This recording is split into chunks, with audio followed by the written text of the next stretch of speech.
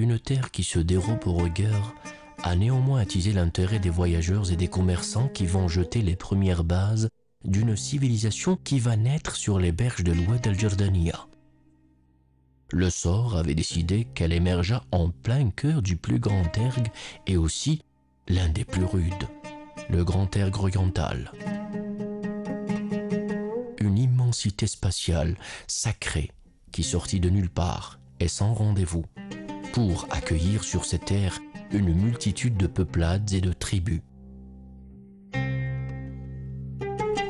Elle est la ville des 1001 coupoles, la ville du soleil et du sable, la terre des hommes au teint basané, symbole de pureté et d'authenticité, le berceau des routes et de la douceur de la date. El-Oued, terre de patrimoine et de civilisation, fut connue jadis pour son commerce florissant grâce à des itinéraires permanents que tracèrent les caravanes. Chargées de dattes, de tabac, de laine et de sel, celles-ci sillonneront ensuite les routes menant à diverses destinations pour écouler leurs marchandises. À Rdemes en Libye, à Gadès au Niger, à Kano au Nigeria et Tombouctou au Mali. De ces lieux mythiques, les caravanes reprendront le chemin du retour vers El-Oued, ramenant d'autres richesses telles le parfum, l'ivoire, les plumes d'autruche, les cuirs, les encens et de l'or brut.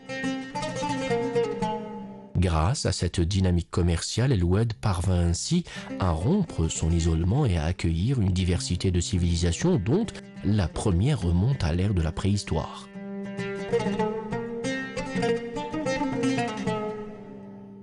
Puis se succédèrent d'autres civilisations parmi les Phéniciens, les Grecs et les Romains. La tentative des Romains d'explorer El-Oued et ses régions du sud se déroula durant la période comprise entre les ans 19 et 22 avant l'ère chrétienne, sous le commandement du gouverneur de la province romaine d'Afrique, Cornelius Pallius.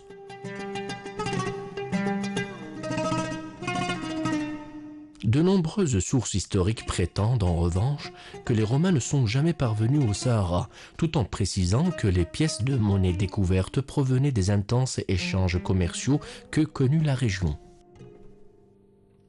El-Oued connaîtra par la suite l'arrivée des Vandales et des Byzantins qui occupèrent la région jusqu'à l'avènement des conquêtes islamiques.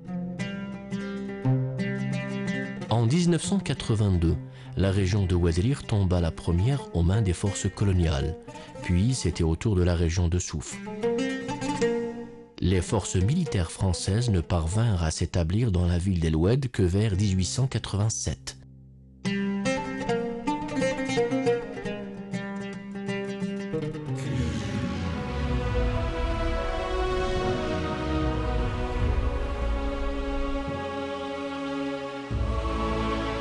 La wilaya d'El-Oued occupe le secteur sud-est de l'Algérie.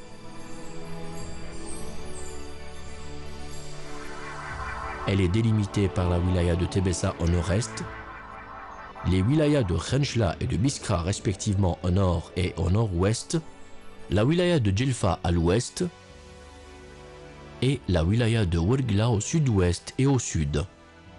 El-Oued partage ses frontières est avec la République tunisienne.